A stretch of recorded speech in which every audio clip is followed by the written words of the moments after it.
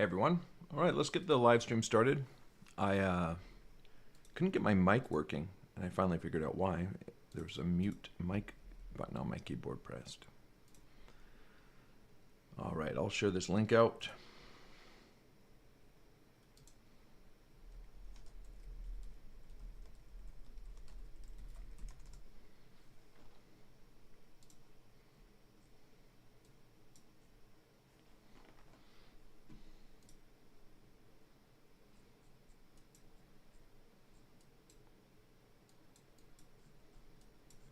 All right, I'm just taking a look at a couple things.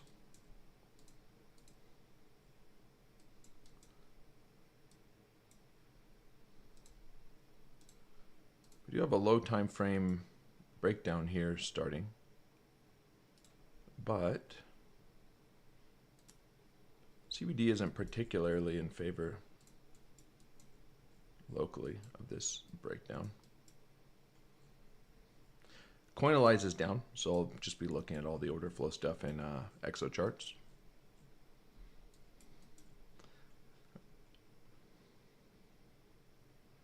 And there might be a potential scalp long set up here if we don't break down.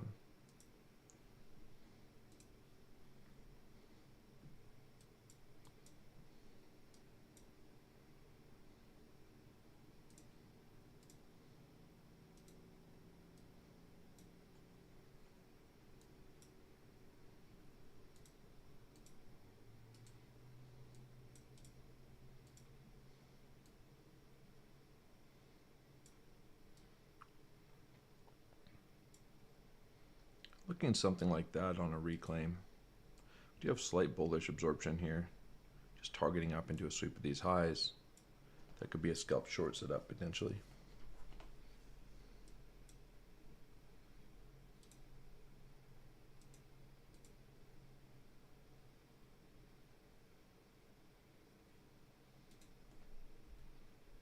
Yeah, so I'm just scalping on my challenge count.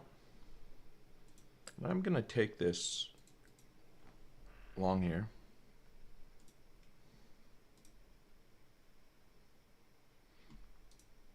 If we reclaim this level.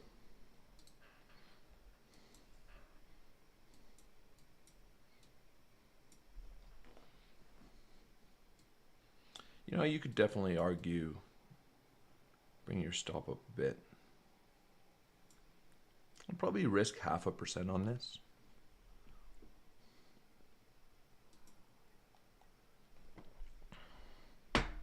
This would just be trading a local range.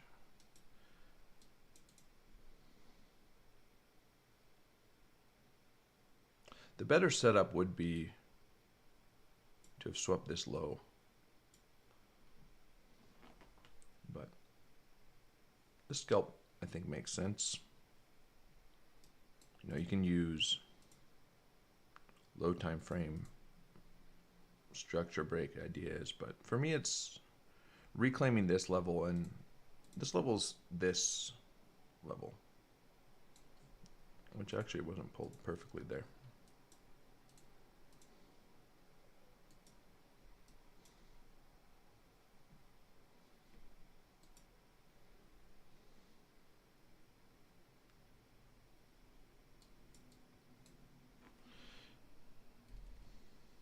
But typically in a scalping session, you're looking to take quite a few trades, and typically your win and loss rate will fall around 50%, but your winners should pay for your losers if you trade accurately. So I'm trying along off the lows of this range as a scalp.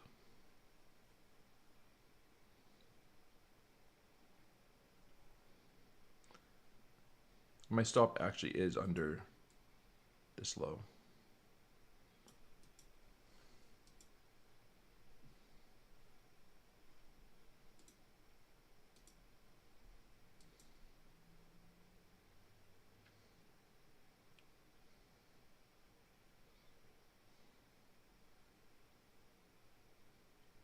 And the idea here with the scalping is, you know, as price chops around at forms local ranges, You can trade the local ranges, but obviously if we break down here, you got to stop out. You can't trade this range. And really, scalping is best done on low time frame ranges. And so your best opportunity to look for scalps is when you have a range forming.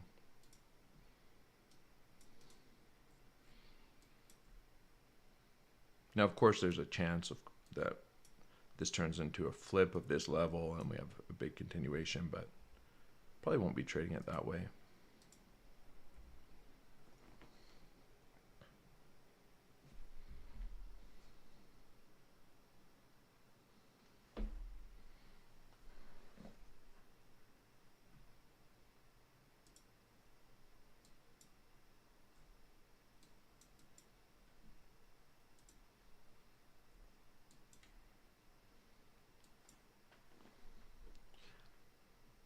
And I'm only going to be risking 0.5% on all my scalps.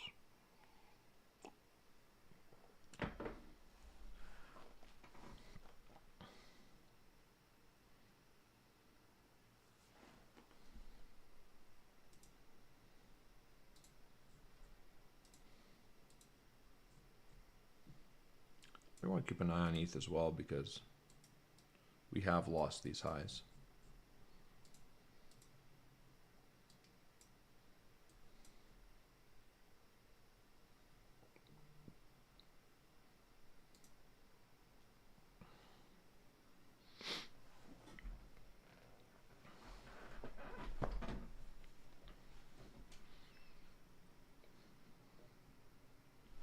But yeah, typically scalping low time frame ideas aren't necessarily high probability trades.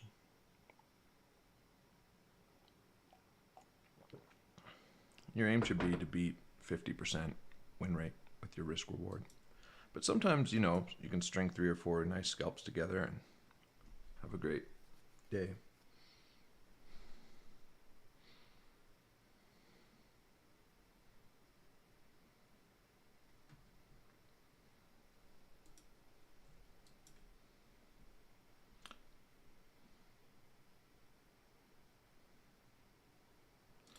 From an order flow perspective, certainly saw quite a bit of volume come in at the low here. Lots of long stopped out, decrease in open interest, almost 8 million negative delta.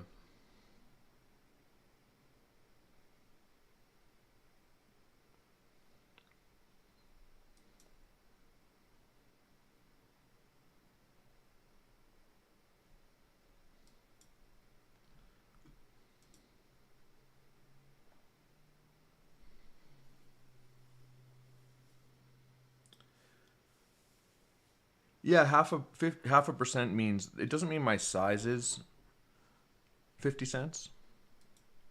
It just means my risk is. So, you know, for example, well, I guess it'd be a little bit more, but if I take $100 position here, I'm risking 69 cents.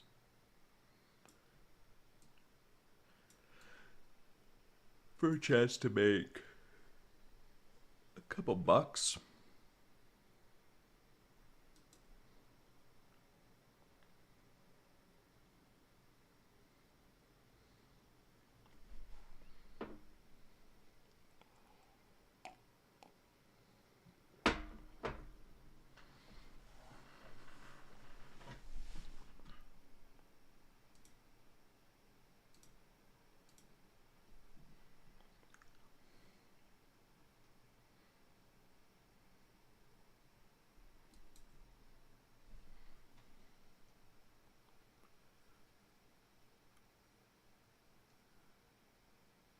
You know, you could risk $1 to make $2 on this setup.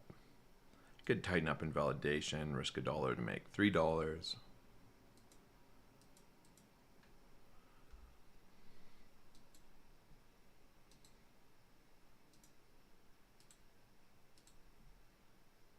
But obviously,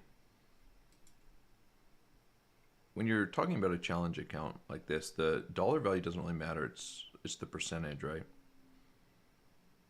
So if this was $100,000 account, you'd be risking, if you're risking 1% here, you might be risking $1,000 to make $3,000.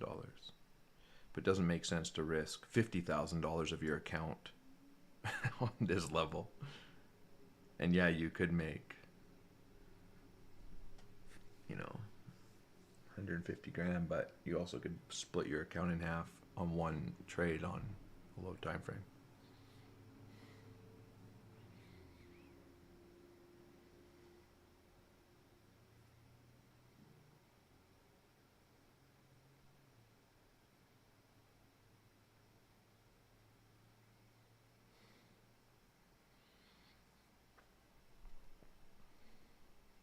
This is a relatively simple idea. We can certainly break down here, but just a reclaim of this level with invalidation here. You have a low time frame trigger. We're certainly getting some reaction off this level. There's really no way to know that this is going to happen or this is going to happen. It's just a technical trigger and does put the probabilities in your odds a little bit. Seen that reaction come off the level.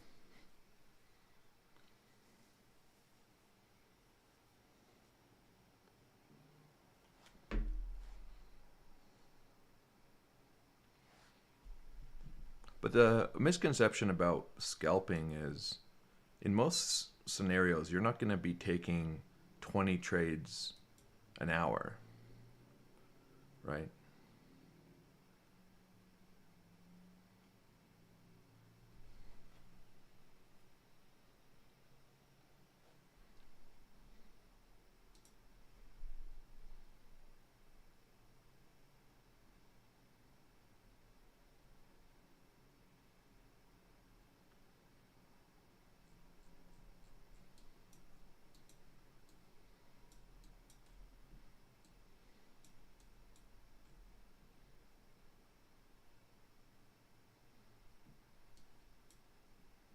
Just looking at the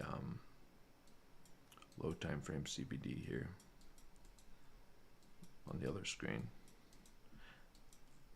I kind of wish Quintiles was up. It's actually a lot easier to show the CBD there.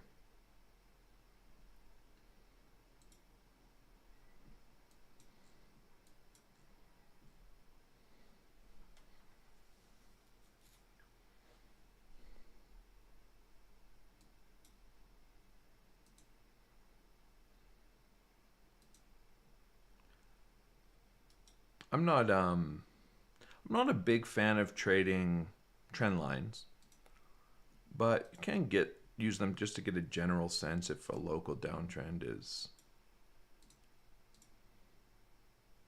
starting to see a break. And one thing you'll notice often is when there's pressure put on price, whether it's an uptrend or a downtrend, it will oftentimes be supported by low time frame trend lines, and a break of those lines can be a great entry trigger on a low time frame. You have an uptrend, a break, but the only thing is you have to have your targets reasonable depending on the time frame you're trading. So if you were trading this break, this is low time frame structure, so you can't be targeting 10K with a break like this because you're looking at 1 minute candles, right? But in a range, this can be used as confluence for an entry trigger.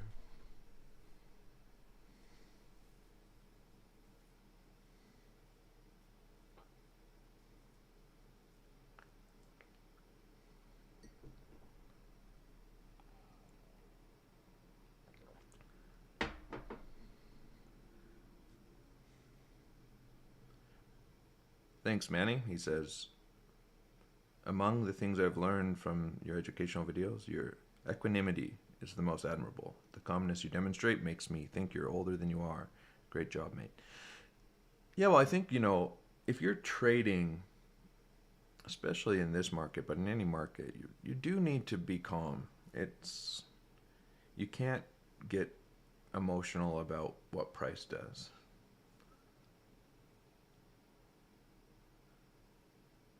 And yeah, I think, I think I naturally have a calm demeanor, but certainly a state of mind you want to be in when trading, because you need to make sometimes quick decisions and sometimes hard decisions. You need to make them as objectively as you can, and understanding that in the sense that price could do something that is unexpected, you might not always make the quote unquote right decision. But you have to make decisions confidently, because that's how you manage your risk. Because a risk isn't just a stop loss. It's also, the risk of over trading and starting to see trades that don't exist. One thing I was pointing out in the chat is one of the reasons I like swing failure triggers so much. And it's not to say that they always work, because clearly I've taken these types of setups and they don't work.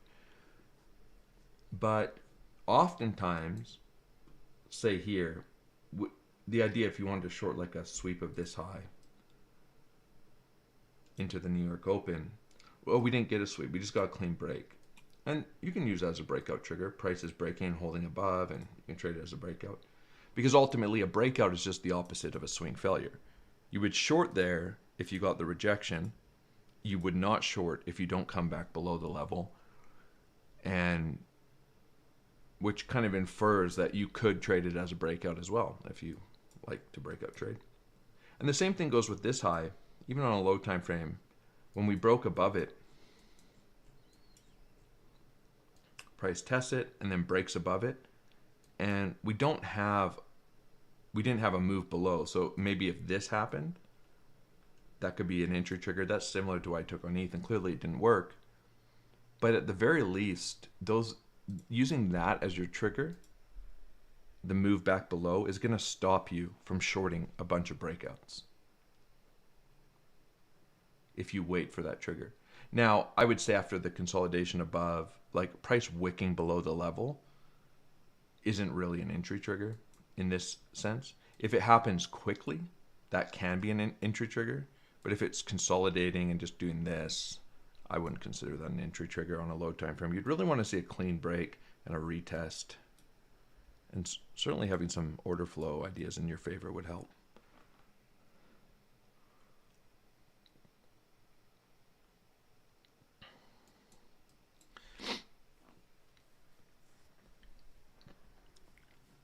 Someone asked how old I am. I'm in my mid-30s.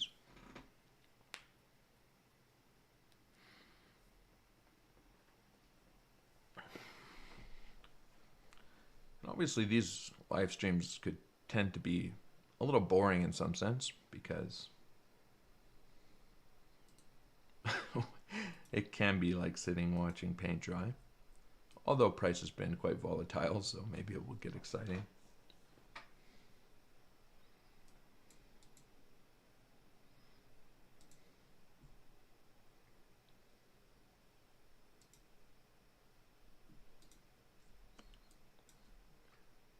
See, XRP here has offered short triggers. So this would be an example where on a low time frame, major highs are taken, and you have that wick and that quick rejection, and that can be an entry trigger when the rejection is very quick.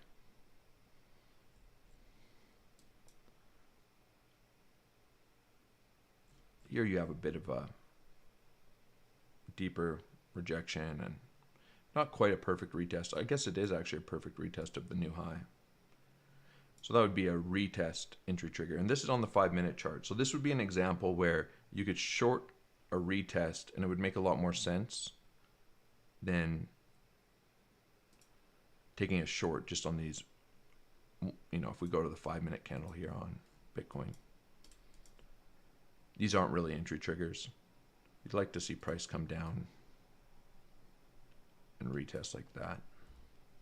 So yeah, for swing failures, there's kind of two ways I would trade them, which is either you have the quick wick and rejection through the highs, or you have consolidation below and a nice retest. That's obviously I'm just going to point this out again because it's a trade that did not work. I mean, you certainly could have gotten a TP1 if you took it aggressively, but this was an example of a quick move up and move down through the level on ETH, and that trade obviously didn't work, right? So all that to say, it's always important to use risk management.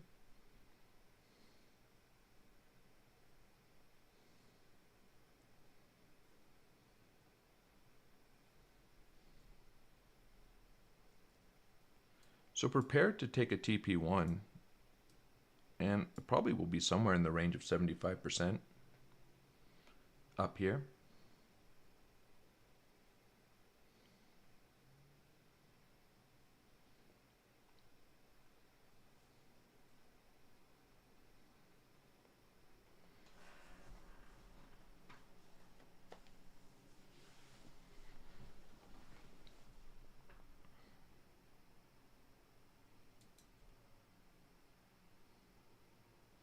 It's worth noting that we do have to overcome some local structure to reach our target.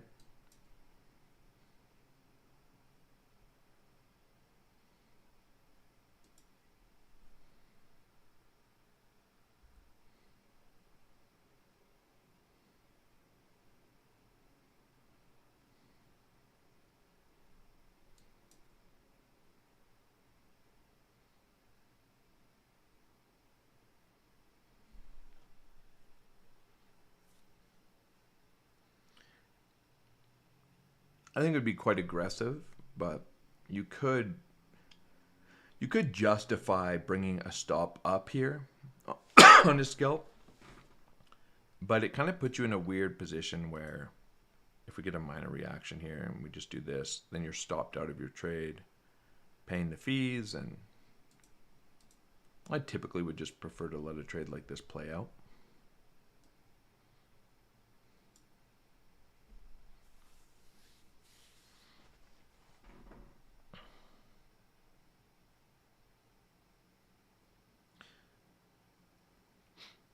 But the reason I like to really put my attention on high time frame levels, but with low time frame entries is, you know, this could be a nice scalp. You get something like a 1.5% move, but you can apply these principles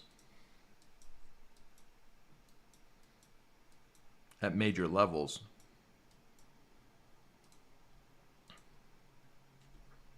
And knowing that you can enter on the same type of idea, but because you're at a key level,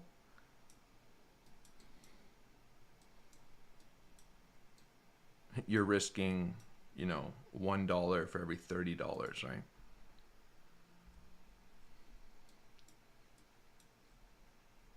So typically when I want to put a lot of effort into my trading and my entries, I want to do it around key levels and really, you know, be attentive to opportunities to scalp local structure at a key level. Because, like, for example, if we do push up into these highs at the golden pocket around 26,000 and we start forming a local range here, now I'll be very interested in scalping low time frame short setups, because all of a sudden you can end up with a low time frame structured trade that really could be taken as a scalp, and you can even lock in a TP1 on it locally, but you end up with, you know, potentially a 50-yard trade, and you're really just applying these same principles, but with a more reasonable expectation that price could make a big move from there in your favor without coming back to your entry. Whereas here, certainly price could make a big move and never come back to my entry, but it doesn't seem like the most likely outcome that this just becomes a major low, even if we generally put in another impulse from here. You could imagine this forming as a range beforehand.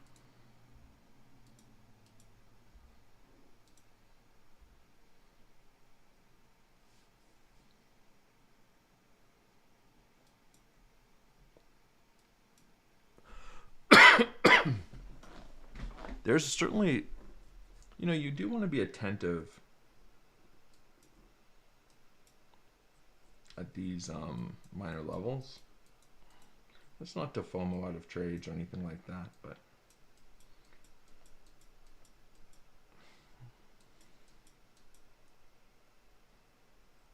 maybe some slight bearish absorption here, but nothing major.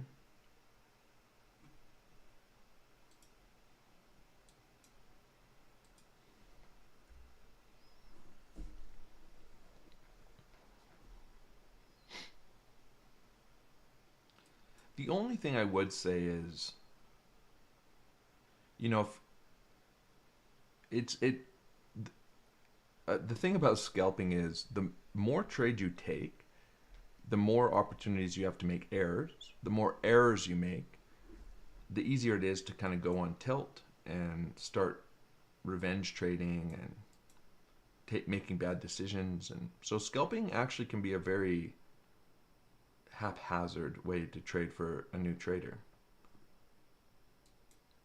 And so who knows whether this is all going to go well or not, but you might see. I've done one of these before in a live stream, and I think I won. I don't even know how many trades in a row. I won a lot of trades in a row. And it can start to feel like, wow, this is incredible. But it's not quite as easy as it can look sometimes.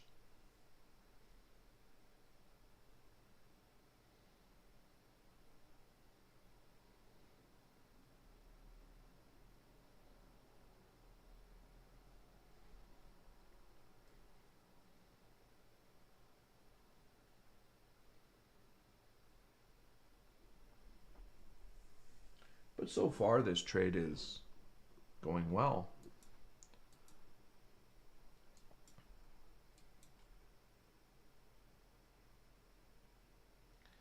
And this, this isn't going to be quite as good as the example I'm about to share, because there's fees associated with this as well. So it's going to cut down your risk reward a little bit. But I will say, one of the reasons I was just pointing out, there's an argument for taking trades that look like this, right? Like, and I was pointing this out because there's trades like this on Twitter where you long like this and your target is up here for a 15% move. But because of how this is structured, I mean, the risk reward on this setup and the amount of money you're going to make on it is very similar to what I'm trading here on a 1 minute time frame. And that's why, these high time frame setups with really wide 5% or you'll see 10% stops don't interest me a ton, but they're tradable. But the thing is, it's like, well, why don't you trade a break here with the stop under here targeting the highs of the range? That's a 1.98R trade. I can find those on a 1 minute chart pretty regularly. So it's like, it's not that it's not a reasonable trade. It's just, traded that way, it's no different than just taking a tighter invalidation trade in a range locally. So that being said, it's just not where I put a lot of my energy.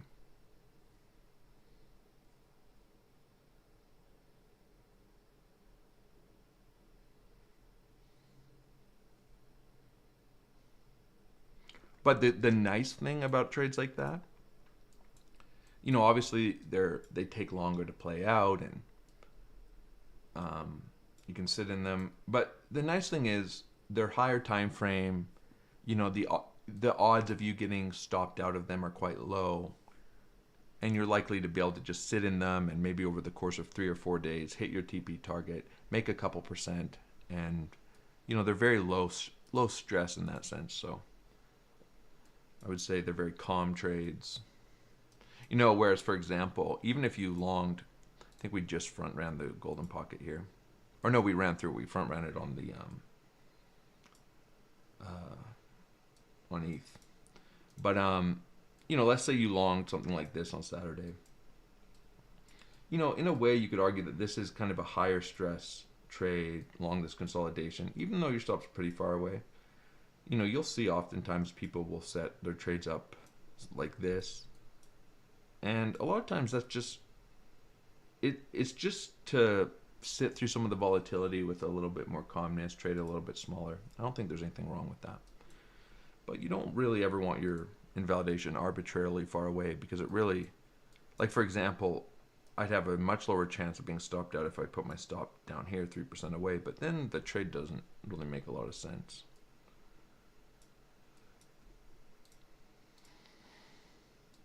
So this is kind of somewhat important to watch a sweep of this high. You know, you'd like to come up and push to your target.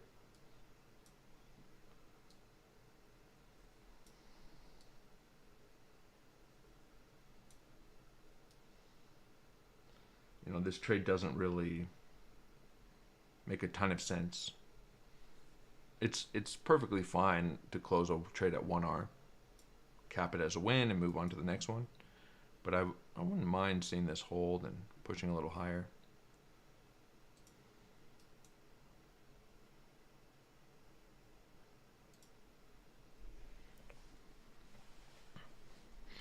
And there would just be an idea here of then flipping short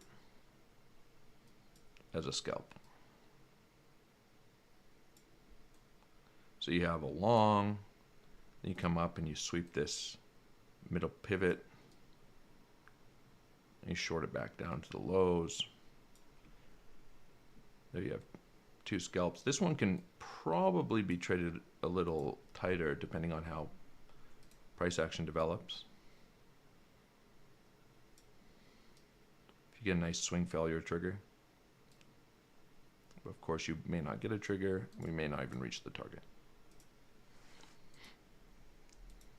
At this point, I would say this.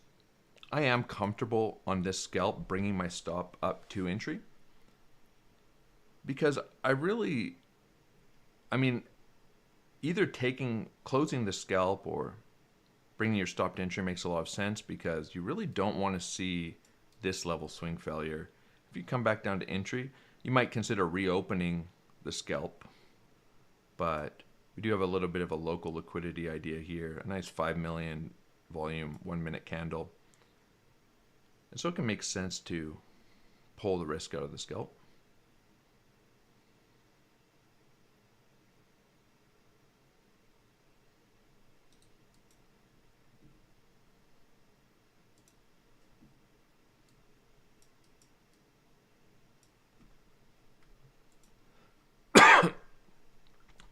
Might even make sense to give it a little bit of breathing room.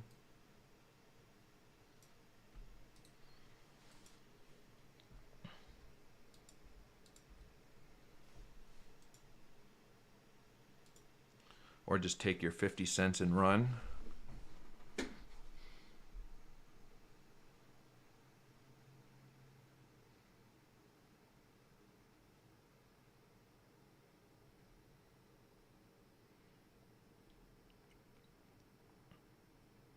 You know, I typically don't use limit orders, but I don't think there's anything necessarily wrong with it. You know, especially on low time frame scalps, it's kind of like, you know, how significant is this reaction, really? You know, versus entering on the level or with a slight reaction. It's so low time frame. The reaction, you could argue, doesn't matter that much on a low time frame. But typically I like to enter with the reaction.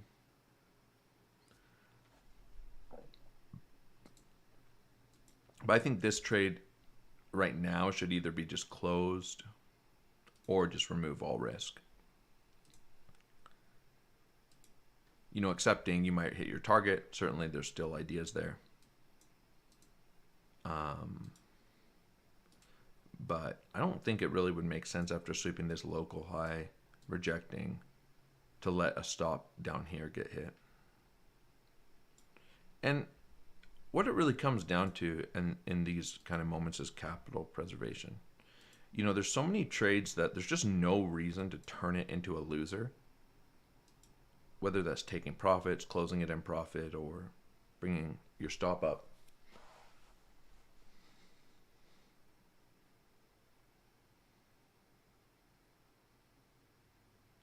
And you just accept that you're trading off the fact that, price could come down and do this and then go straight up and you miss that trade. You're trading that off for simply having a much smoother experience in your equity curve and taking way, way, way fewer losses. And knowing that some of your trades will just work.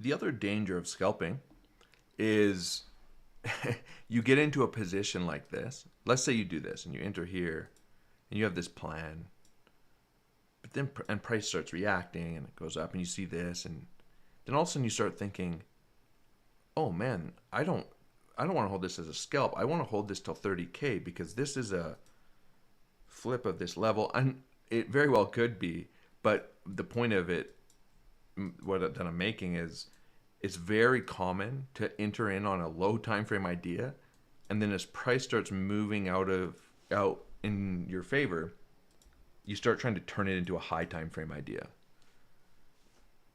and your nice scalp setup just turns into a loss. And then you say, you know what, I'm gonna scalp the range this time, and you think, this one's gonna work. I'm not closing it. And get stopped out again. So it's just important to be taking profit on the time frame you're trading.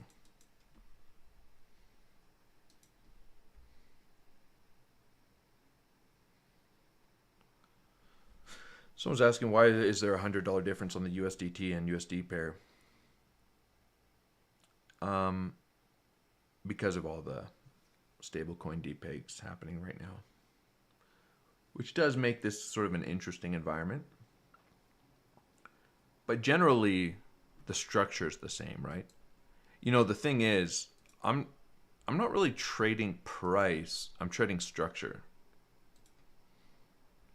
So it's not so much, if my stop is under the lows here or on the USDT pair, it's not so much that my stop is at 23858 and my entry is at 24010.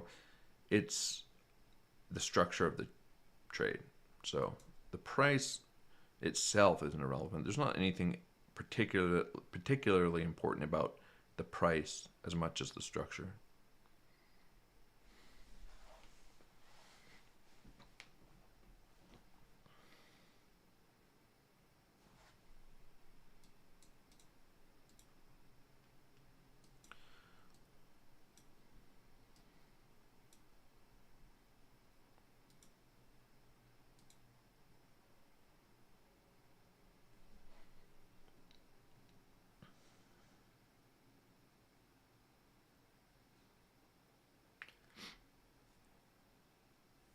And often I'm sharing high time frame ideas, and when I share low time frame entries in Discord, the ideas are usually, the low time frame ideas are surrounding high time frame levels. And so it might confuse people who aren't familiar with this concept of different time frames, why I would be longing here when I said I wouldn't be interested in any longs on retracements, but trading low time frame structure is a completely different game, right?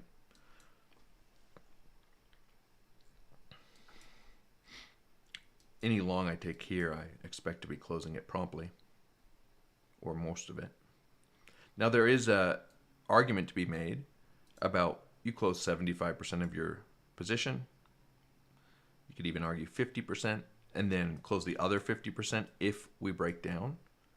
So the risk reward of your scalp gets a little lower, but you have the opportunity to potentially trade it for continuation. Close 50%, bring your stop to entry. This makes it less than a 1 hour trade, but it makes it a free entry, slightly profitable. close 75%. There's a few ways to trade it. But typically, with scalping, you do want to be taking profits around your target, because on these low time frames, this 2 or 3 hour trade can just quickly turn to a 1 hour trade in moments.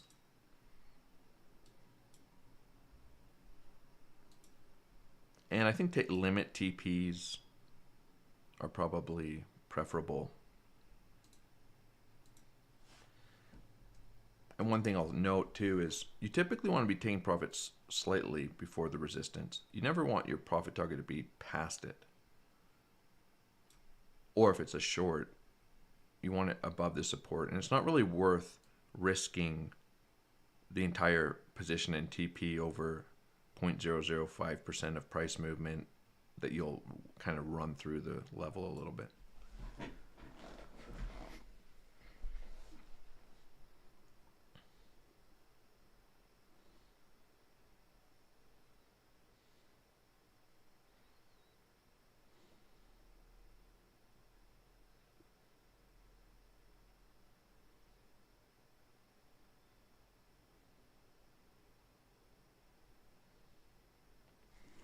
And I guess it's important to realize that, if you're trading with a bigger account, these ideas can be $3,000, $4,000, $5,000 wins, right?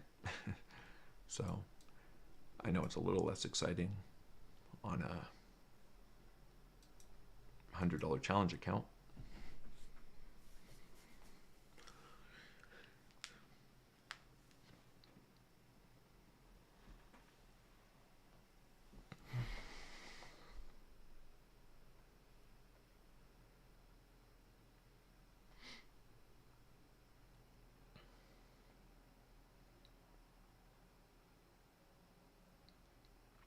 And one of the reasons I'm doing this scalping challenge, or on my scalping stream on my challenge account, is I do want to take some scalps on my challenge account, but it's quite hard to update all these scalps in that channel. And I'm opening here on this 1 minute reclaim, and I'm closing here.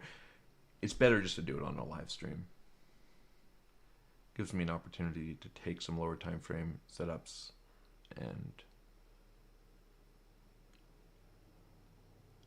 can be instructional. I want to also just say none of these trades are signals. I'm not suggesting anybody else take these positions. I don't know what the market's going to do. I'm just demonstrating what I would look for in these situations.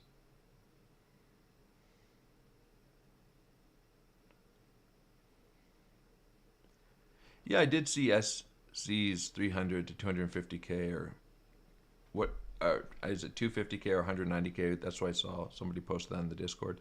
And I just said it was surprising to see that, to kind of nonchalantly just say, hey, I ran this account from $300 to $200,000 in 3 weeks or in 2 weeks, GG. It's a little surprising because, that would put you leagues above the best performing traders in the world just nonchalantly. And I just never seen anything like that from SC before. And it's not very, that means you're essentially taking trades with your liquidation 0.7% away on all your positions, and you really can't ever afford to take a loss in that 2 weeks. And I don't even know how many positions you'd have had to trade, but I guess it would be like this. You meet somebody, you're walking through a park, and somebody says, hey, I just ran from here to there in 4 seconds. And you said, whoa, that makes you 5 times faster than the fastest man that has ever lived. And they're like, yep. And you're like, okay, well, that's crazy. and then, and in his case, just people saying he regularly, someone said this, he's done a bunch of 10K to $1 million challenges in a month. And I just hadn't seen that. And so it's surprising because it's a little bit suspicious, I guess, but, because it's kind of inferring, I won't get into it, I guess. I like trader SZs, what I see on Twitter. And his trades are very, you know, like he's in an ETH trade that looks like this.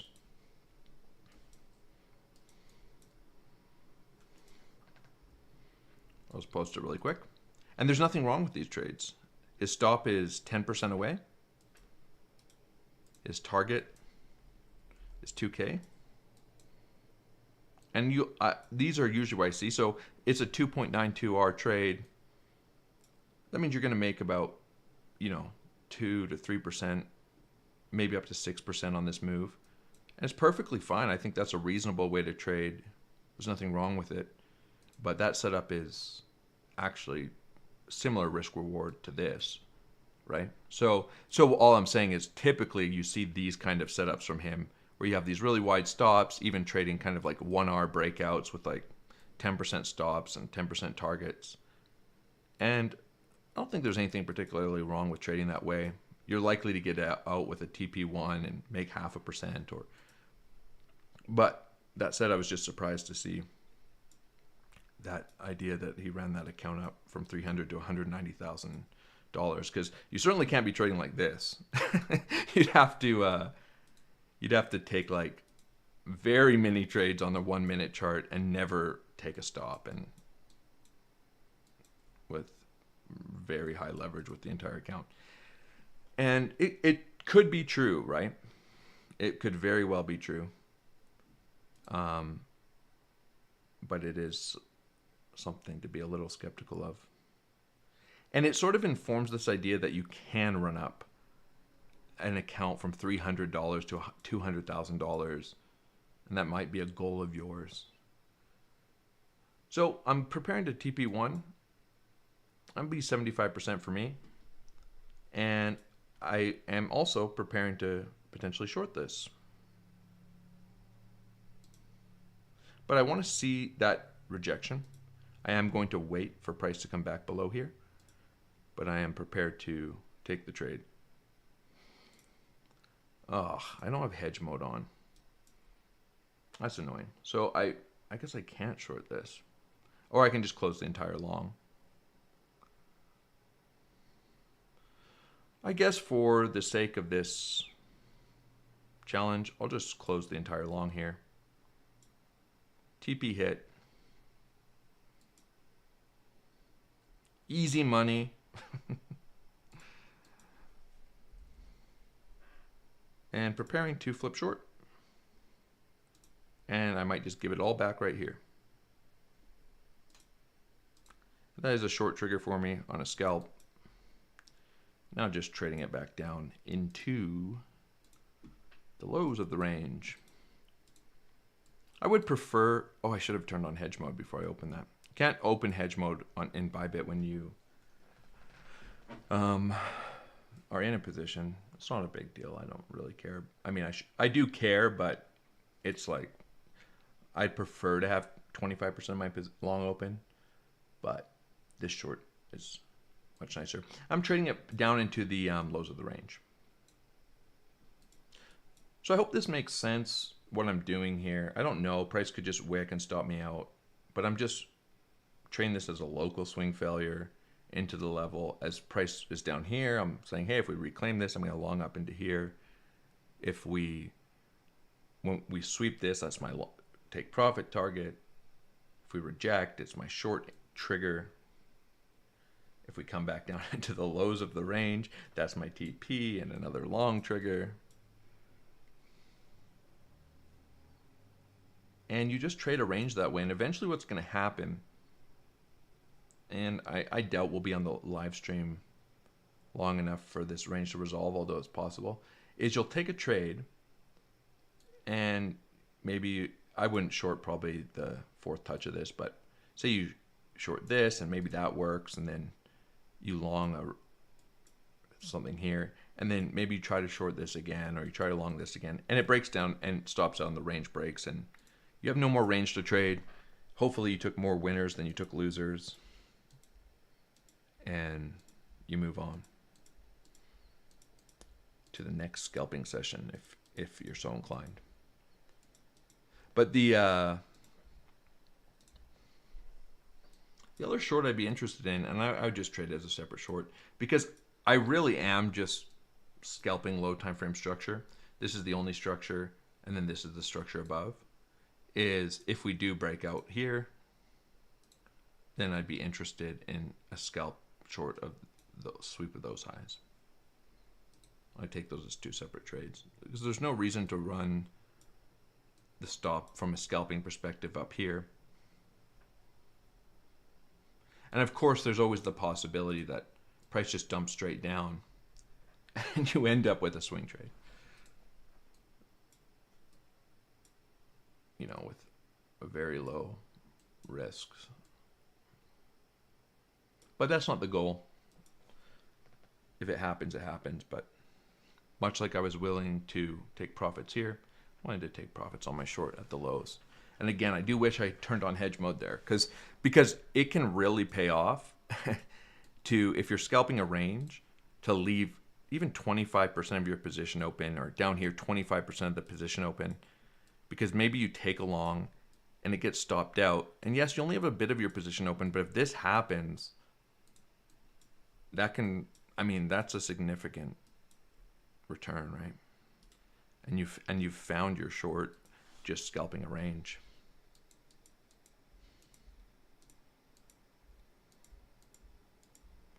And I do just want to say, you know, I have taken some stops recently, and I think actually most of my entries were pretty good. Like price often was moving 3, 4, 5% in my favor, and I usually am. You know, I'm not going to ever make a big point of this, but I usually am taking profits and putting my stop to entry. Like some of my alt trades that got stopped out, they ran to 5R or 4R or 3R. And I'm not going to make a point of people's, you know, because at that time, somebody's like, you just took all these losing trades. I didn't say I took profit. It's not my job, I don't think, to manage people's positions, but I could point out that those trades ran up 4 or 5% before they reversed. And it doesn't make sense not to manage your positions at all, right? And just think like, yeah. But anyways, doesn't matter. And so what I'll point out is I am actually quite good. Probably one of my biggest strengths, somebody just said, and this is why I'm saying this, is someone said Lucky is the low time frame king. I don't know if that's true, but I actually am quite good with low time frame price action. Although my high time frame analysis can be quite good, I have a lot of experience with low time frame entries and trading because I trade on a low time frame to maximize the risk reward of high time frame analysis and levels. And so all that said, I could make this look easier than it is in a sense, and you know, this could be a losing session, but I just don't want necessarily to encourage people into thinking that this is the only way to trade or this is the easiest way to trade because, oh look, you just won 5 trades, it's so easy. Because once you get on the chart and you start trying to do this, all of a sudden you won't see any levels, and you know, everything will be confusing, and you'll find yourself longing here and shorting here, and that can just happen very quickly. Where you just suddenly realize you aren't even trading any kind of technical ideas or liquidity ideas. You're just getting spooked into longs and shorts.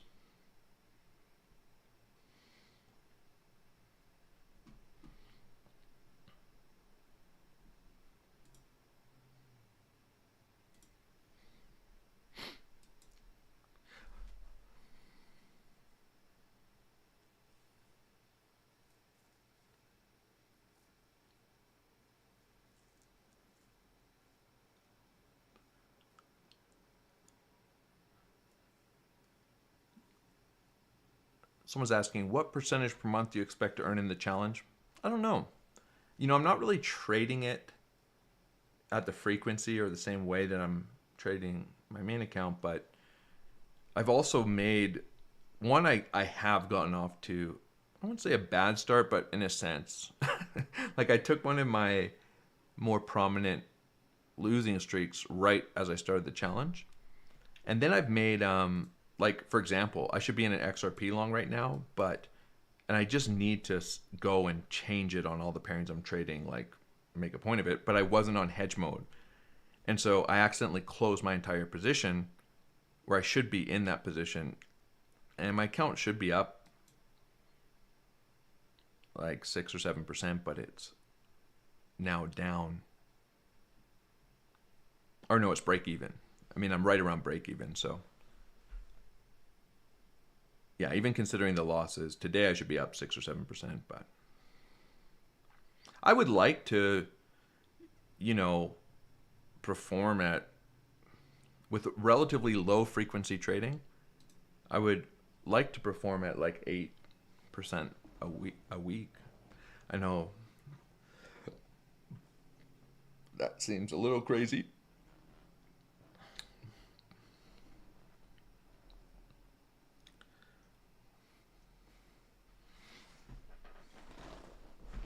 And that's an average, right? But one thing the challenge account will demonstrate, I imagine, at some point, is with relative frequency, I end up in 30 or 40 yard trades.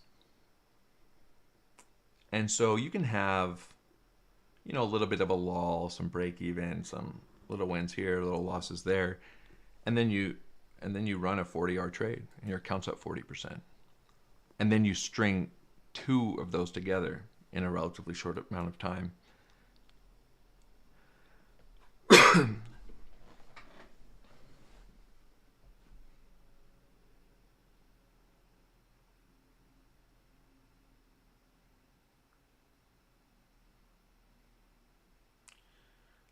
Yeah, I see, Napoleon, you're asking, you know, how did you start trading and when did you begin? And I've talked a little bit about that history, but, you know, I found basically every time I did a live stream over the last year and a half or so, it's just that becomes just over and over again. You're talking about a couple of the same things, and it's not really something that I want to spend every live stream talking about.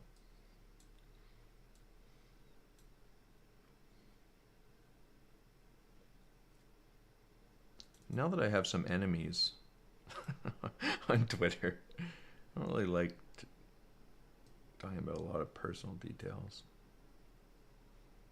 Everybody wants to know where do you live, how old are you, and what's your social insurance number.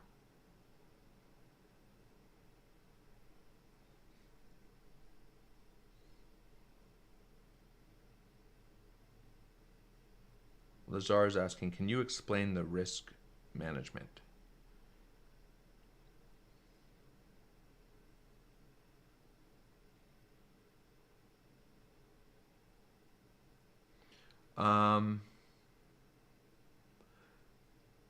Yeah, sorry. Can I explain the risk management? There's videos on it, but essentially risk management is this idea that, you know, no matter what, if you just accept that the market is probabilistic, there is no way to know what any individual trade will do. That means that over the set of trades, you might have, even if you say you had let's say a high win rate, like a 70% win rate. I actually can't remember the exact math, but I have a video going over this. So say you average a 70% win rate. Even so, if you take enough trades, you have a 100% certainty of taking 6 or 7 losses in a row. Because of just the probabilities over large numbers. And so if you're risking 10% of your portfolio per trade, you might get away with it for a little while, but eventually you'll hit that 5 or 6 trade loss streak or worse, and you'll lose 60% of your account. And the thing is, that's the loss streak you're guaranteed to hit if you trade perfectly. But I guarantee most people, if they have a 60% drawdown, they're not going to continue to trade perfectly. The drawdown's going to get worse and worse and worse. And so the idea of risk management is that you're limiting the potential drawdown of your account. When you risk 1% per trade, you can have those 5, 6, 7 trade loss streaks, and it's not going to blow up your account. It's not going to blow you up emotionally. and understanding that it's a guarantee you're going to have those loss streaks. There's no avoiding it. It's just a matter of time. It's the same way, you know, you can think of it if you're flipping a coin and it lands heads or tails. Well, there's a 50% chance it's going to land heads or tails. And there's a very low chance that you'll flip it 7 times and it's going to land on heads 7 times in a row. But if you flip it 1,000 times, which is what trading all the time would be, you're 100% certain to land heads at some point 7 times in a row. The odds of not doing that at least once are actually very almost non-existent. So that's the idea of trading. So instead of thinking about the individual outcomes of every trade, you need to think, I'm going to trade 1,000 times. I'm going to flip this coin 1,000 times. Yeah, I don't know. It's unlikely that I land on heads 5 times in a row right here, but it is certain at some point I will, and I don't know when that's coming. So it could be today, and it could be tomorrow.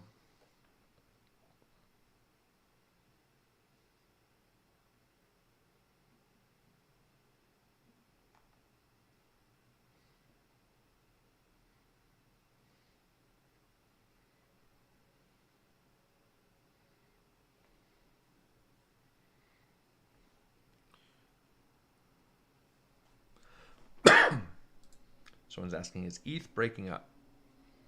Yeah, I don't know. Maybe. Right now we're retesting the level we swing failure. Like this could be considered a short trigger.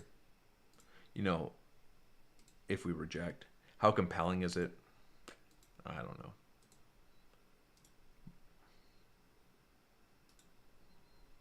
It'd be nice to come up and sweep this high as a short trigger if you're looking for shorts here, but there's also a break above the level.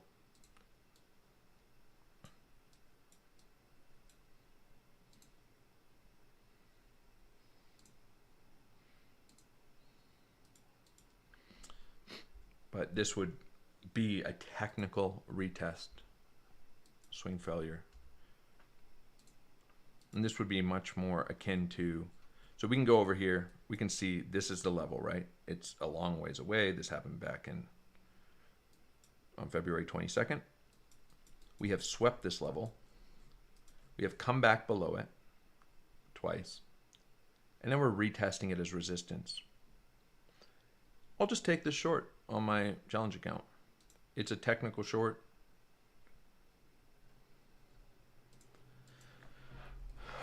Just to demonstrate, this is a perfectly reasonable short to take.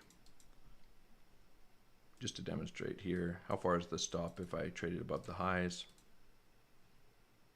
I'm not in a huge hurry to get into this trade, 1.5%. So I'll trade this with a $75 position size.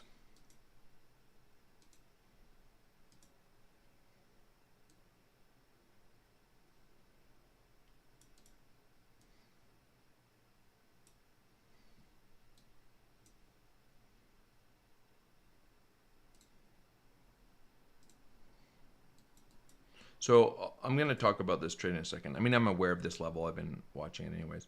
But so this would be more akin to taking this short on XRP, right?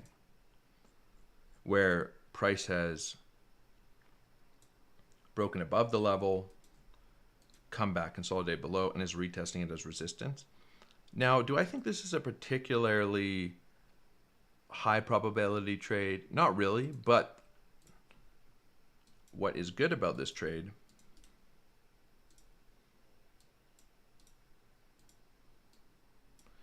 is it is at a high time frame level. So whether or not it's high probability is sort of irrelevant in the context of the risk reward. So let's just say, let's even get way more reasonable here for targets. Although at some point you might expect to retrace a lot of this move up.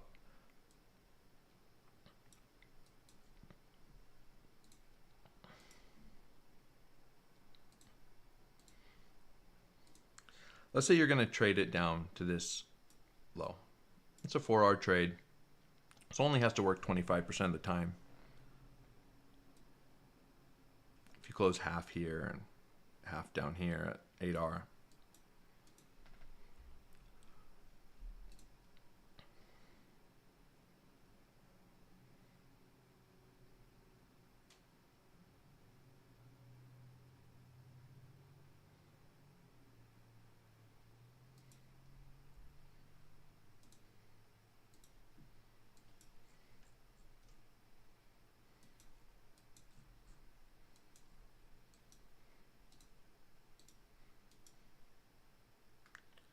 And the point of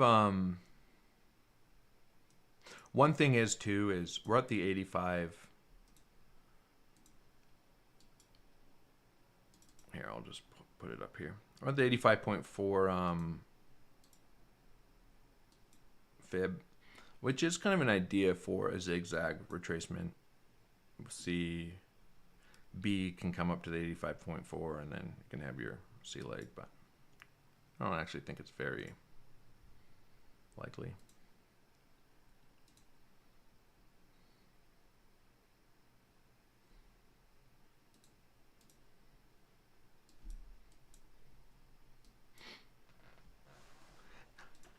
I would say generally, this isn't a trade I'm super interested in on ETH, but it's a perfectly technical entry trigger, and I actually think it's a positive EV trading it this way.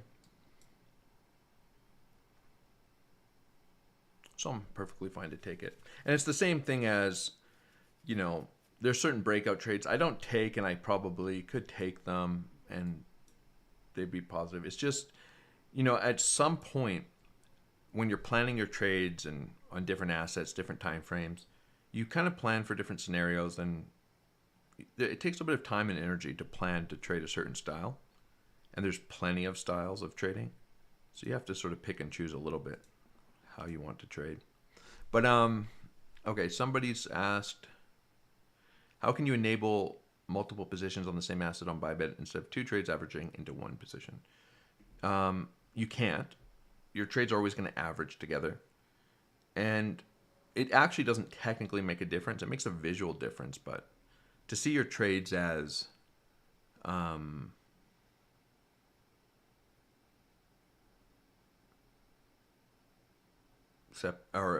combined positions, it's just telling you between this position, this is your average entry. Whether you saw them as two separate entries and you calculate your average entry or not is irrelevant. If you want separate positions, Bybit has a feature called sub-accounts in the settings, and you can open sub-accounts and trade separate positions, and you can just switch between your sub-accounts.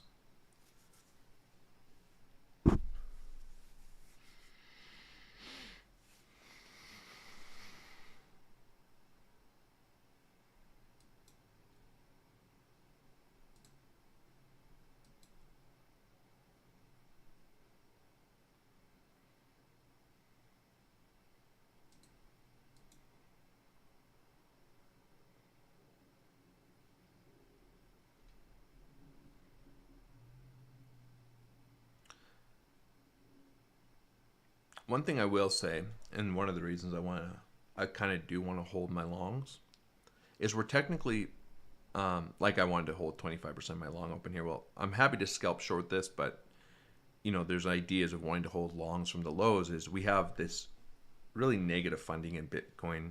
You know, I actually do think a squeeze higher is more likely.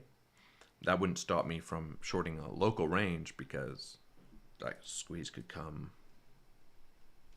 8 hours from now.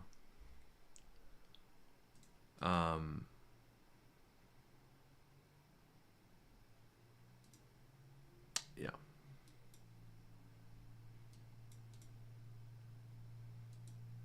But the idea being with technical trading, you know, you don't really need, when you're trading support and resistance, you don't really need, especially with scalping, to be trading your high time frame thesis. You can take longs and shorts.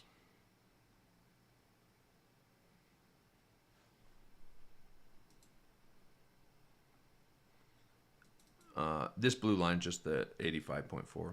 I had it on because I was looking at a high time frame level.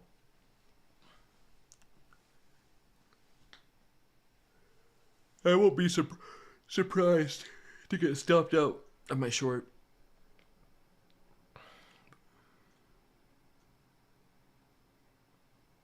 Brain just saying, hey, Lucky, feel like I missed a ton. You didn't miss much. I took a long scalp. I hit TP1 and then I flipped short. And Might get stopped out of that. But I'm just scalping low time frame.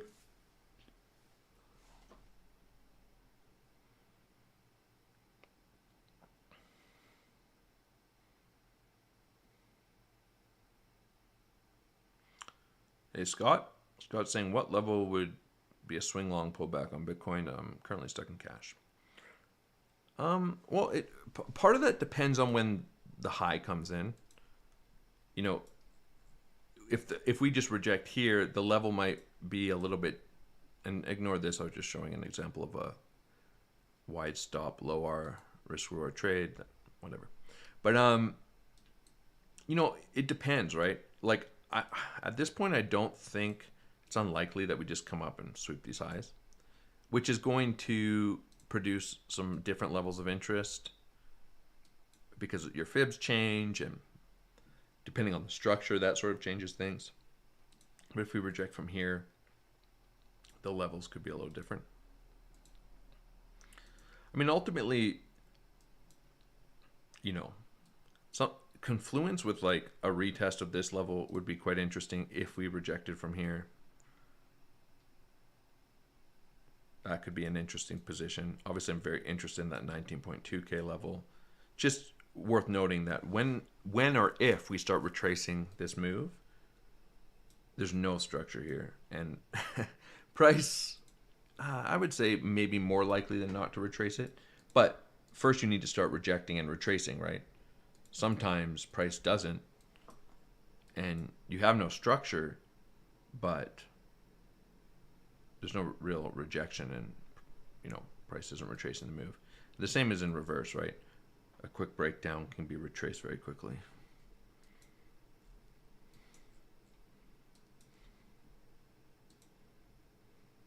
But what might happen, and what might change everything, is we start having a low time frame range build, right? Like one of these. And so I might not be interested in longing here at this price right now, but if we get something like that a week from now, well, then I'm suddenly interested because the whole context has changed, and we have a range, and we have local levels to trade. And in some sense, I'm doing that on a very low time frame here. I think as we are holding up some structure here, one can certainly imagine this stopping out. Golden pocket from last pivot low. This resistance still holding on ETH.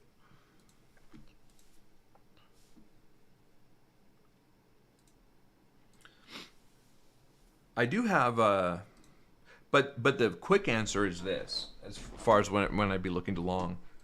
I simply, you could call it to some degree, in certain moves it could be considered a failure of style, but I'm just not ever going to long the top of a big, in my case, white candle like this. I need some consolidation. I need some local levels. And I'm talking about a swing long. And it's not that price can't just keep going straight up. It's just, you're going to find yourself in a lot of trouble often trying to long moves like this.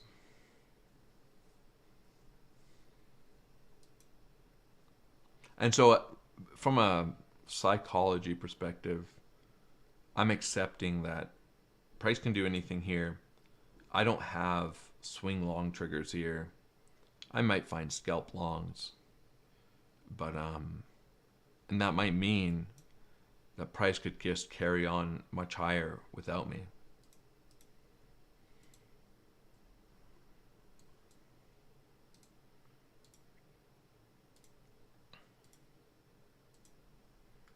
We'll put the levels back on the chart. So what I don't like to see here, and it could be an argument for just closing your short at break even, is, man, this CVD is so annoying on EXO sometimes. I'll flip to EXO really quick.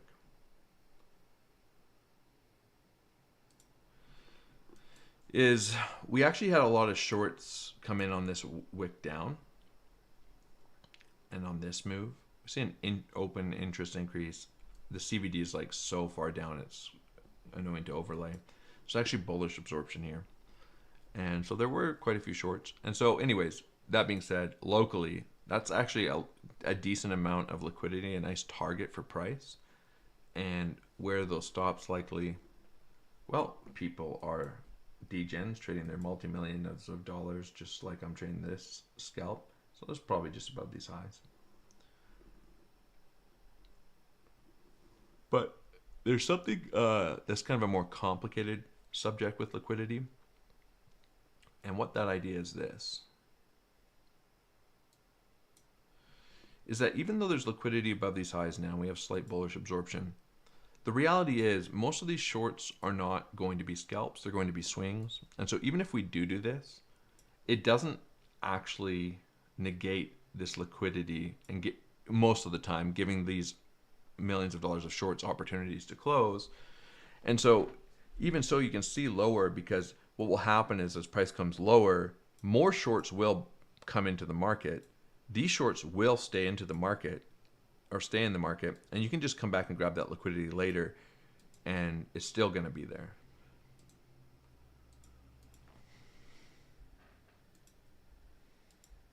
That's why ranges build liquidity. Because just because this trade starts going more in these shorts' favor, I mean, they're trading it to go in their favor, right? They're not necessarily interested in closing it if price comes to entry or just right below. Most of the time, they're trading a swing position or they have deeper targets. So this can happen, and then they get stopped out.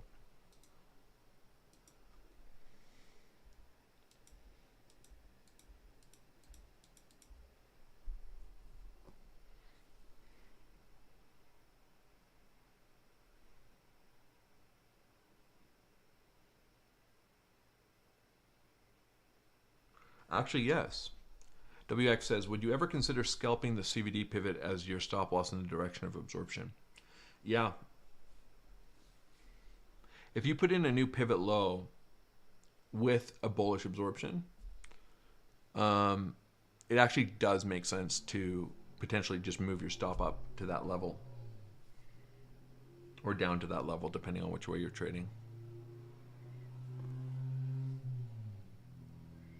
Because you've essentially can make the argument that you've just put in a significant pivot, right? Price retraces either up or down and with bullish or bearish absorption, and then impulses or rejects.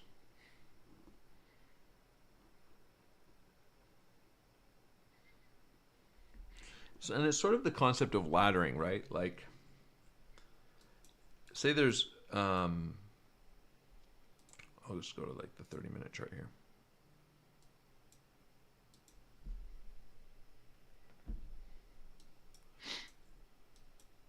So say price is moving up, and I'll just use this as an example. You might say you've entered a swing failure long here. You might not just move your stop up the moment price comes up, but you be patient, you wait for a retracement, and you move your stop up under the last pivot low. Maybe there's bullish absorption. And as price rallies again, you move your stop up under the last pivot low. And that's why these minor pivots become liquidity targets, right? Because people are trailing their stop. You can keep it a little bit behind. I usually don't move my stops up aggressively, although sometimes I move partial stops up as partial TPs. But the idea being that you don't necessarily want to move your stop right as the move happens. You want to let the low form and then move your stop under it. But just understanding, if you do that and you're in a swing position, oftentimes you're moving your stop up into a liquidity zone.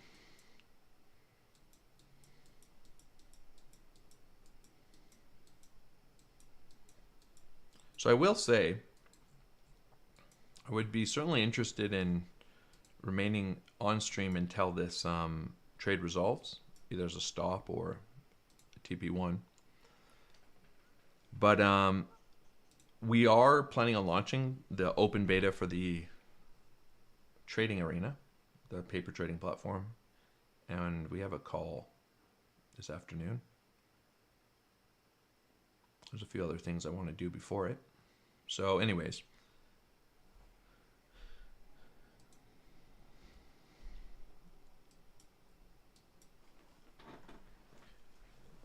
the afternoon may press me here. But ultimately, I'm just trading this as a range. So I was willing to trade this reclaim, not waiting for this sweep. But now at this point, what would I be looking for? Well, I want to see these lows swept, and that would be the only long trigger I'd be interested in. That'd be a potential, well, the TP target really, front running, probably right here, front running this low for the short. And after that, if we do reject and we start rallying, the only short I'm interested in now is taking this high. So willing to short these minor levels on the first kind of ideas on a low time frame, but I wouldn't necessarily be as interested in trading those same levels again.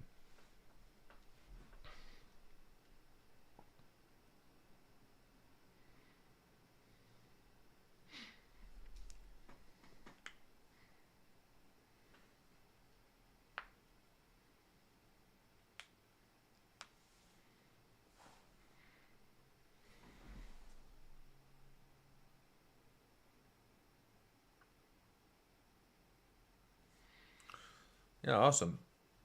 Steve is saying he's tested the paper trading platform. It's pretty awesome. Yeah, it did. It's quite cool. And we're definitely going to be adding more features as we go. The open beta is going to be a good chance to really test out all of the features and get more user feedback. We have a lot of things that we want to keep doing with it, but I think it's at a stage now where it's ready for that open beta, where people can test it and use it. And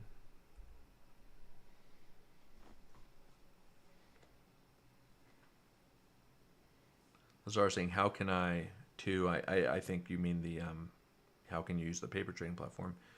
Probably within the week we'll make a public announcement and people will be able to use it. And we'll just be testing out features and getting a sense of user feedback and identifying any potential bugs, which we've done some of that in the closed beta. But obviously, if you potentially have hundreds or thousands of people using it, there's more opportunities to identify those things.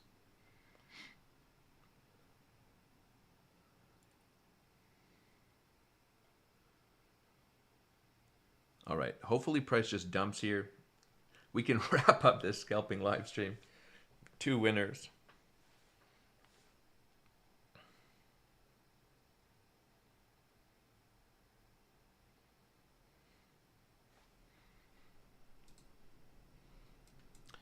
I'll say this, although I'm interested in taking profits on this ETH short that I took, this is a much more clear high time frame idea on ETH because we have swept and back tested a high time frame level here.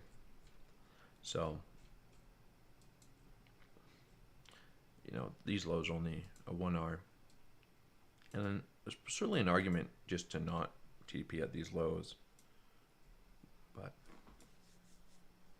we'll see how price reacts, if it reacts at all. But maybe this is demonstrated to some degree. It could have been, whether, I guess it would be 3 winners here. Whether they all win or some lose or they all lose. Trading really shouldn't be a super emotional endeavor. There's no reason to get upset about taking a stop, and there's no reason to get overly euphoric about a win or win streaks, or thinking, wow, I've taken these 3 wins perfectly, the price rejected to the dollar, right where I thought, so I should start trading this with massive risk because I know what price is going to do. And then inevitably, that's where you start getting absolutely wrecked.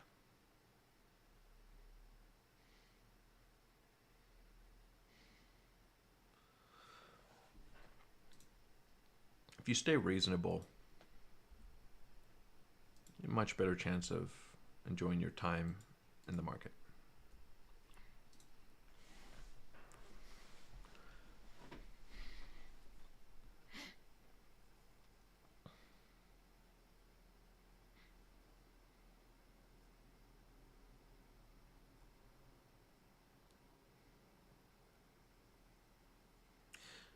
Kevin, you're asking, is there any platform that allows you to see whether open interest is long or shorts? Yeah, I think if you even just Google like Bitcoin funding rates, or that would show you funding.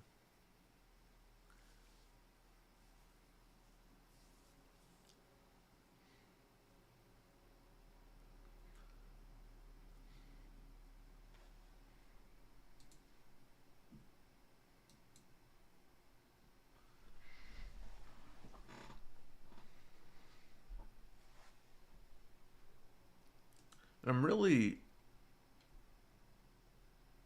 only trying to stay on stream here until the trade resolves, right? As either a stop or, and there's a chance, you know, you get the big do do do do do do do, and you maybe get another trigger there, but because there's not a lot of structure here if we do break out above these highs.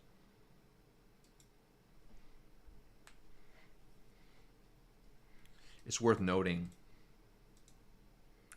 because of how tight I traded this,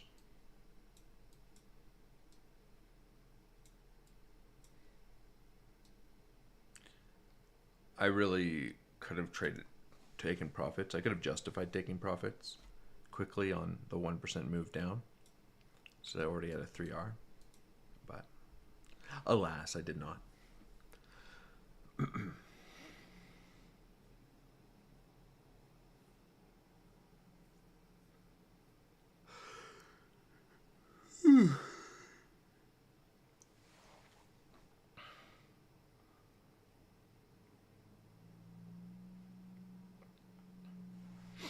And my stop on ETH is above this high. So there's a different, I traded that on a different time frame than I'm trading Bitcoin on.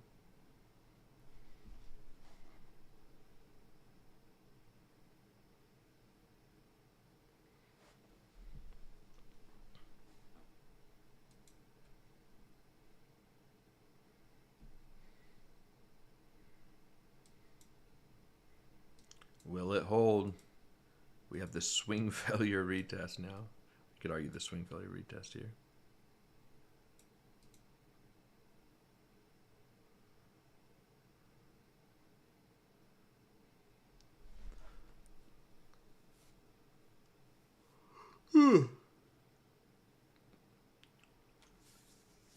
I'm tired. I was up way too late last night.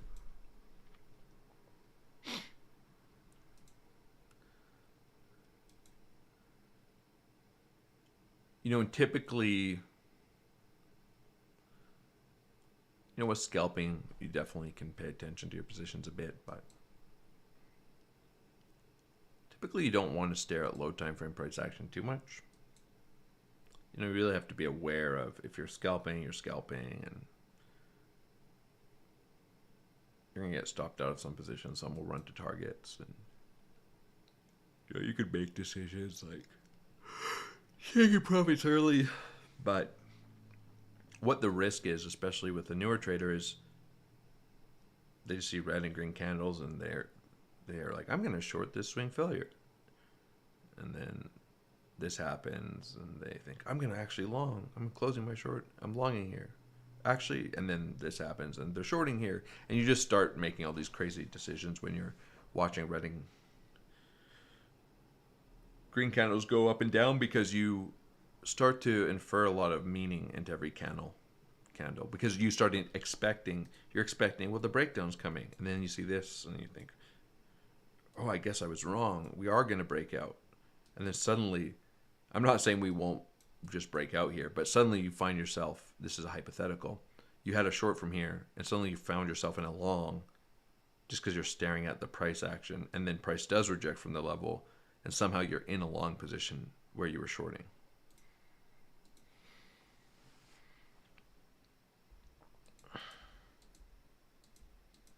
But yeah, I'm considering shutting down this live stream. Watch this kind of next 5 minutes here. I think it was a huge success. So sort of diminishing returns at this point of just sitting and staring at the chart. Certainly not a way that I prefer to spend my day. You can set alerts. Get a little ding-a-ling when the price comes to the highs of the range or the lows of the range. You already kind of have a general idea of what you're looking to trade. You can make a decision.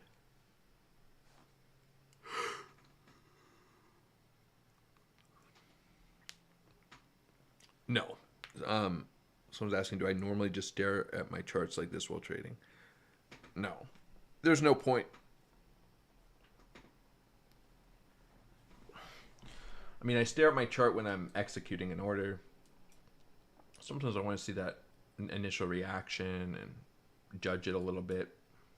It's very rare that I'm going to say something's going to happen between my entry and my invalidation where it's like, I've got to close this. I've got to get out.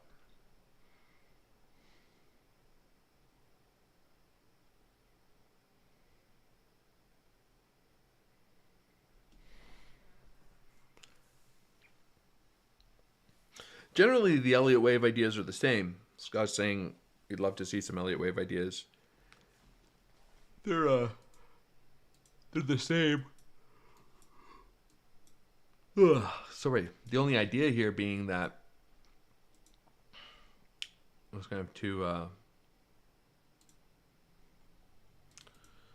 variations. The only idea here being, you know, maybe we have front run the golden pocket and our ABC is done, or we're still in our corrective structure here, because you can string together corrective structures. There's really no way to know whether or not we've just put in our corrective wave, or we have a WXY, or a flat on a different time frame. And so there still are some ideas here where like this would have been such an incredible level to tap, because I just would have longed that instantly. Like even as price was coming down, I said, I'm preparing to long this level aggressively.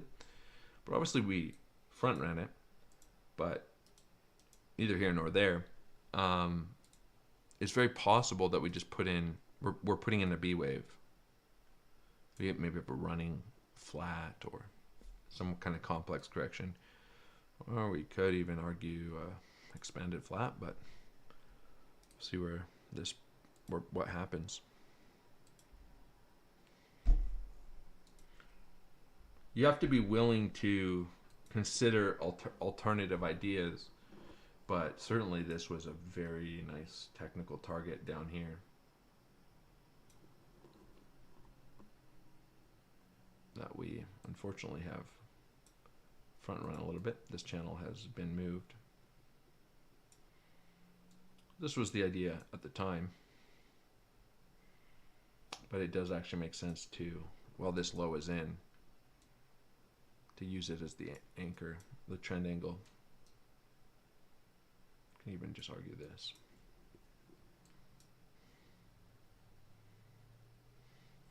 But the idea here is, if this is a 1, 2, 3, 4, 5 ABC correction or zigzag or flat or zigzag, this could be a higher degree wave 2.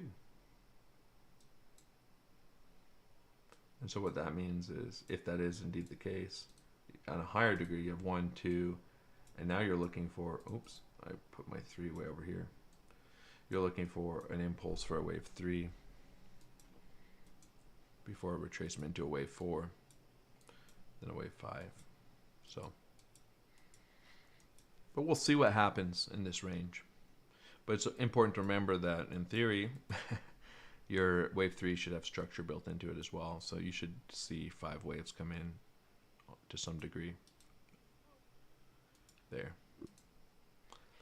So you want to look for those pullbacks for potential long trades. We need to see where this move resolves. There's nothing, you know, you can pull levels and say, well, if we reject from here, but is this really the most likely place to reject? don't know. I don't know. But anyways, I might wrap up this live stream because we are, I think, hitting some diminishing returns here for just our time spent wisely. We'll see if I get stopped out here. It's irrelevant. If I do or I don't. One winner, one loser. That is. So typically when you're scalping, one of the things is, it's actually quite time intensive, obviously. And if you're scalping a range, you really want to be prepared to take every long and every short trigger in the range.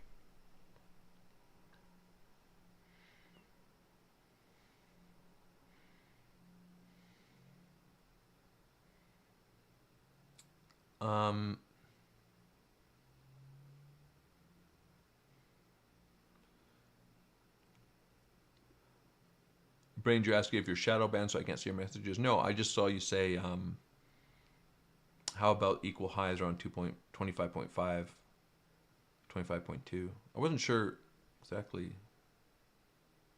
I just saw that comment. I didn't know what you were actually referring to. Or you just say, how about price making an equal high? It could. Well, I guess we'll find out.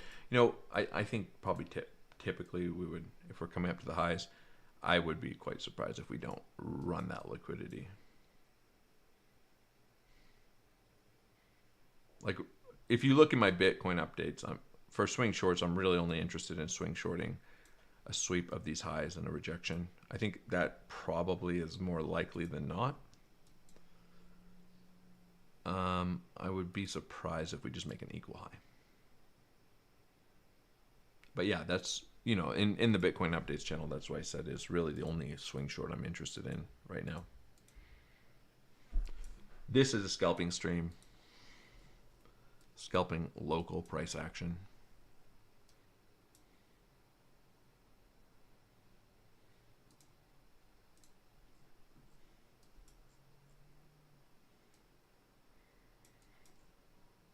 Yeah, you're saying there's equal highs here?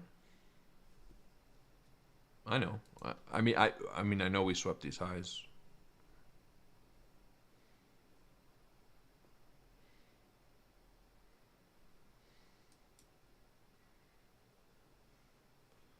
Yeah, this stream I'm just scalping on my challenge account. I just thought I'd spend an hour scalping a local range, but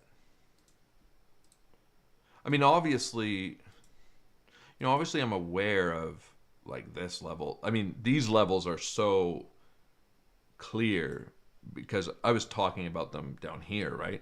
5 waves up, come sweep this high. Obviously talking about these levels as we tested them quite a lot, right? And so, of course, could we just come and tap that equal high? Yes, but I don't think that's likely at this point. I think we'll come up higher and sweep this liquidity.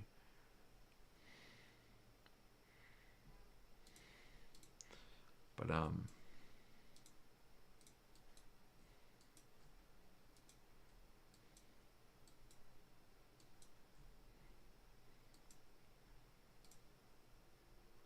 okay, the only reason I'm gonna stay on stream here is just if this high gets run.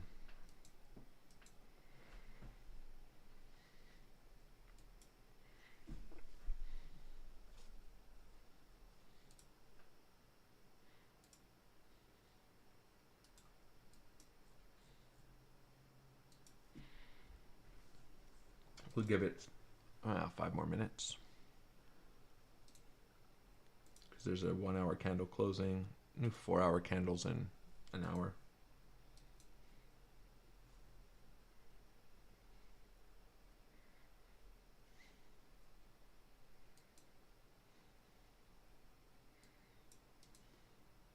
So the inverse of this trade, I'm not taking this even as a scalp on my challenge account, would be a reclaim of this level and trading as a breakout.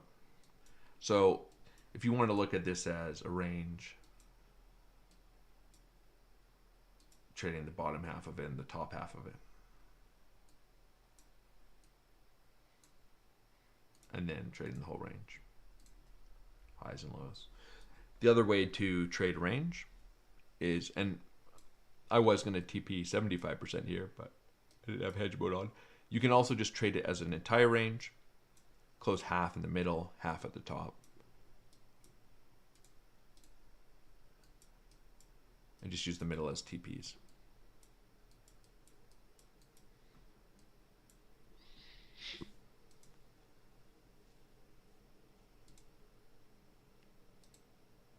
Let's see where that aligns. And so this is a case where, you know, in terms of scalping here, I really only want to scalp this level once. If I get stopped out and this happens, that's fine. I don't really want to be in a position where I'm, you know, shorting again, getting stopped out, shorting again, getting stopped out on the same level over and over and over again on a scalp, right? And it's just important here. The only context I would say, it's a low time frame, and it's probably more relevant on a high time frame. But you could say, oh, now we're sweeping this high, I should short. But we're actually claiming this high, right? We swept this high, and now we're breaking out and retesting it. Not saying that it's going to hold, but this would not be as clean of an idea because we're not rejecting cleanly. It might have been. Sorry, I'm so tired. It might have been prudent to take profit one on this 1% move down on the scalp. That's something that could have been considered.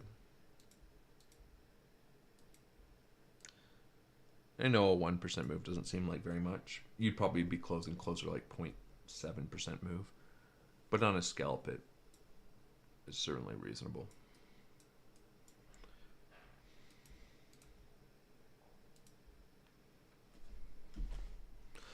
No, I still have my longs. Oh, did I close my ETH short? No, because my invalidation hasn't hit. I'm trading this on a different time frame.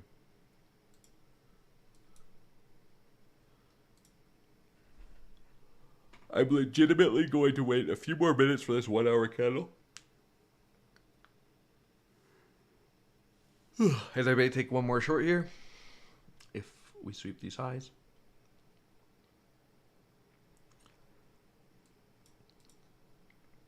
There's certainly a fine idea for that.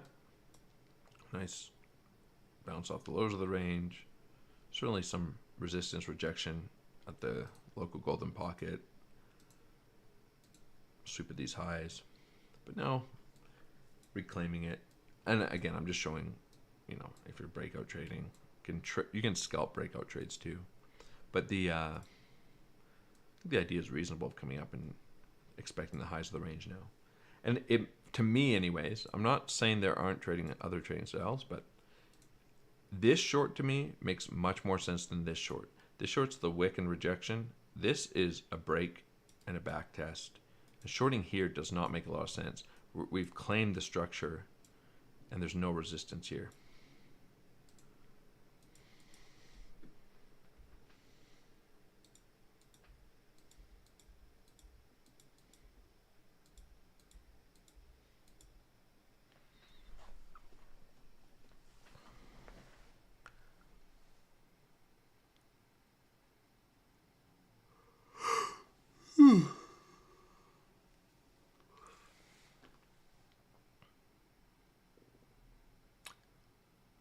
Yeah, sometimes.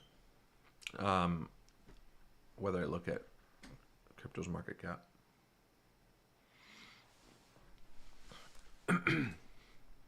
All right.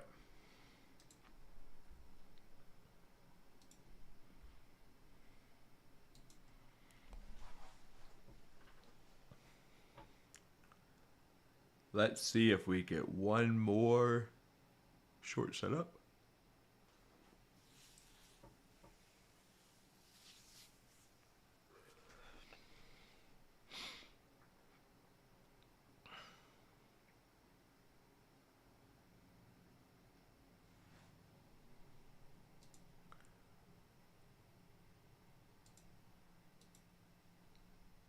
like to just make note of what ETH is doing at the same time as Bitcoin.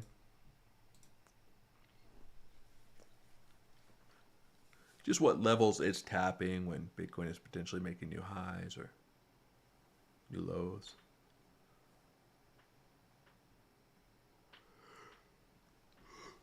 Whew. I'm sorry about the yawning. It just hit me like a truck.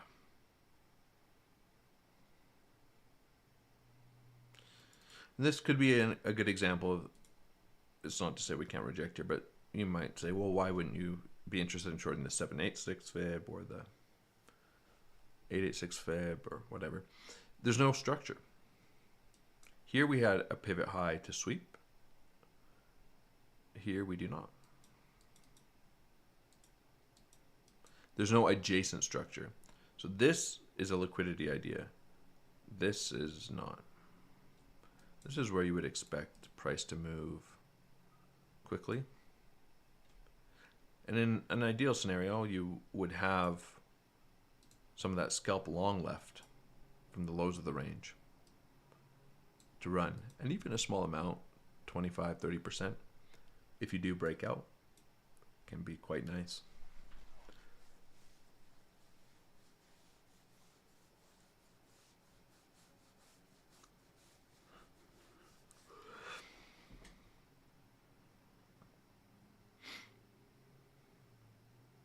And what can happen over time is, let's just say that price has a significant move here, right?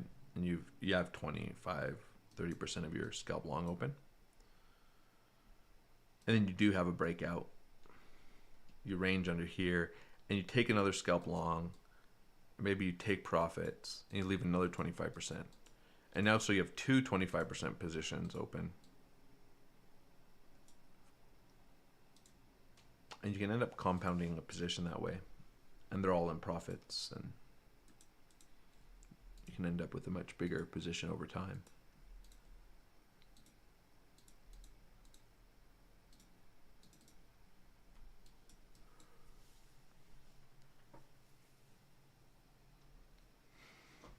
Yeah, you know, I do under your, yeah, sorry, Matrix, you're asking, do I live in Canada or do I live in Cali?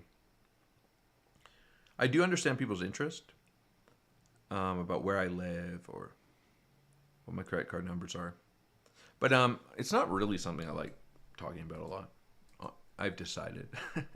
It's just there's no real benefit for me to talk about those personal details of where I live and all that stuff.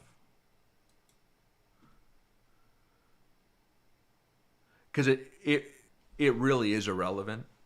Like, I get nothing out of giving everybody my address, and they don't need to know it.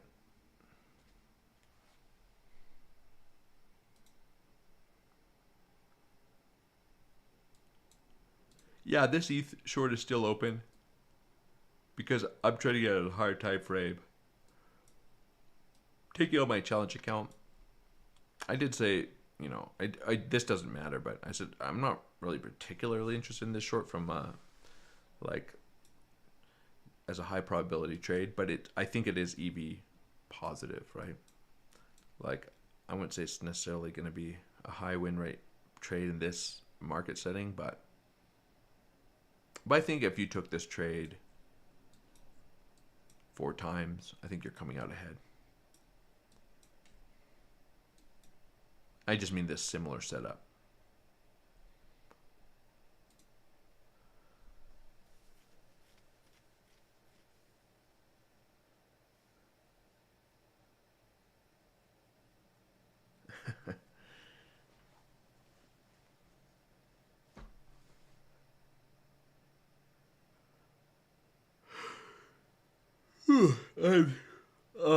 All right. This is what I'm going to do. I don't want to just sit here for the next 30 minutes and watch these 5-minute bars either grind up or reject. Would be interested in scalping a short at a rejection of the highs of this range. I mean, there is another liquidity idea there, which is just taking this pivot high as well. So there's actually a high time frame idea there. But I'd treat it as a scalp. I'm not probably swing shorting from there. Some of the position might end up, 25% as a swing, but knowing that this is a high time frame level, it's also a local level, it's a local range. Even if we eventually break out, price likes to form ranges. So the idea here would be if this, you get TP1,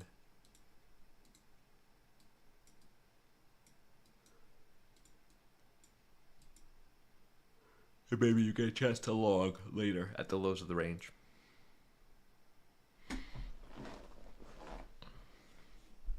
But the reason is, we've all been aware of this, that you can just end up sitting on, if you're waiting for a level, let's say, maybe an alert goes off here, you can end up sitting and saying, oh, I think this level's going to get taken soon. And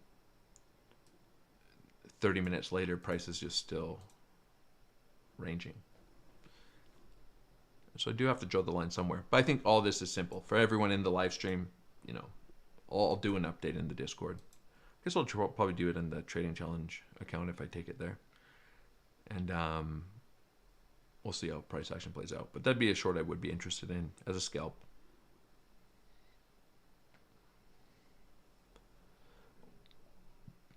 All right, I'm going to wrap it up.